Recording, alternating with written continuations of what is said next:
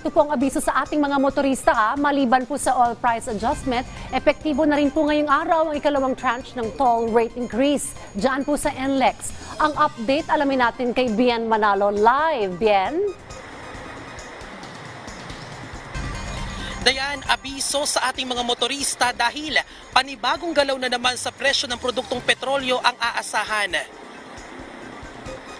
Epektibo na kasi ngayong araw ang dagdag bawas ng ilang oil company.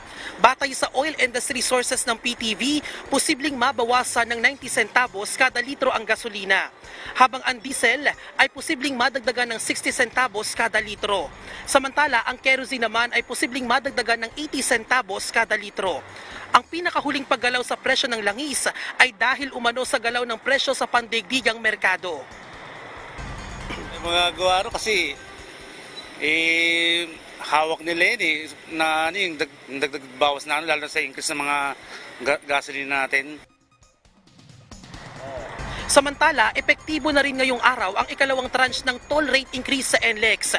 Ayon sa Toll Regulatory Board o TRB, dumaan sa masusing regulatory procedures at review ang naturang toll hike proposal bago inaprubahan.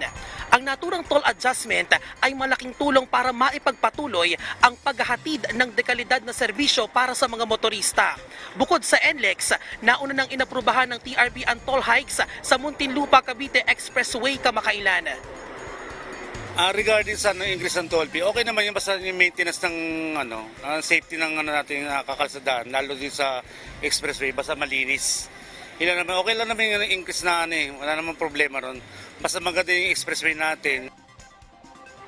Dayan, exempted naman sa naturang toll increase ang mga sasakyan na may kargang agricultural products. Pero kinakailangan nilang mag-enroll doon sa Toll Increase Exemption Program na pasok o kasali doon sa Food Lane Accreditation Project ng Department of Agriculture.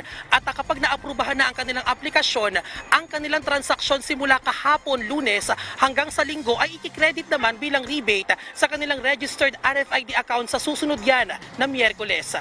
At update naman tayo sa lagay ng trapiko sa mga oras na ito ay maluwag pa naman ang usad ng mga sasakyan both south and northbound lane dito yan sa Balintawak Toll Plaza sa NLEX at dayan meron pa ring mga nakapilang mga sasakyan o nagpapakabit ng RFID dito sa booth ng Balintawak Toll Plaza.